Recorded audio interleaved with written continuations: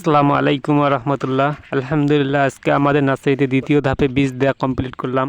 বাইরে রোদ ওঠার কারণে নার্সারির ভিতরে অনেক গরম পড়েছে, নার্সারির ভিতরে থাকাটা অনেক মুশকিল, এই জন্য ঘরের ভিতরে কাজ শুরু করে দিলাম। গতকালকেই আমরা এক ভাইয়ের কাছ থেকে বেগুনের চারা অর্ডার পেয়েছি, এই জন্য আমরা বেগুনের চারা রেডি করতেছি। আপনারা নিশ্চয়ই জানেন আমাদের নার্সারির নতুন ব্যবসা, এই জন্য আমরা অল্প অল্প করে চারা প্রোডাকশন করতেছি। বিশেষ করে যেগুলো জাত মার্কেটিংয়ে চলতেছে ভালো, ওইগুলো জাত আমরা প্রোডাকশন করতেছি। আমাদের জন্য ঠিক হবে না হঠাৎ করে সব কোম্পানির জাত নিয়ে এসে চারা প্রোডাকশন করা, এতে আমরা পরবর্তীতে বিপদের সম্মুখীন হতে পারি। আমরা বর্তমান শুধু চারার গুণগত মানটাকে ভালো রাখার চেষ্টা করতেছি। যেহেতু আমরাও কৃষক, আমরা অনেক জায়গা থেকে চারা সংগ্রহ করছিলাম, অনেক জায়গা থেকে লসের সম্মুখীন হয়েছি। আমরা চাই না অন্তত আমাদের দ্বারা কেউ ক্ষতিগ্রস্ত হোক। তো যাই হোক, আলহামদুলিল্লাহ আজকের মতো আমাদের ট্রেতে বীজ দেওয়ার কাজ সম্পূর্ণ হলো। এখন এই ট্রেগুলো নার্সারিতে রেখে পানি ঝরনা দেওয়া হবে।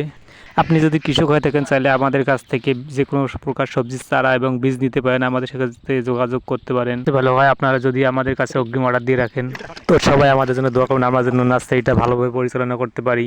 আরেকটা কথা বলে রাখি, আপনি চাইলে আমাদের পেজটা ফলো বা সাবস্ক্রাইব করে রাখতে পারেন, এতে পরবর্তী ভিডিও আপলোড করার সঙ্গে সঙ্গে আপনার কাছে চলে যাবে। তাছাড়াও সবজি চাষের ক্ষেত্রে যে কোনো তথ্য ও পরামর্শ পেতে আপনাদের সাথে যোগাযোগ করতে পারেন। তো সবাই ভালো থাকুন। আসসালামু আলাইকুম রহমতুল্লাহ।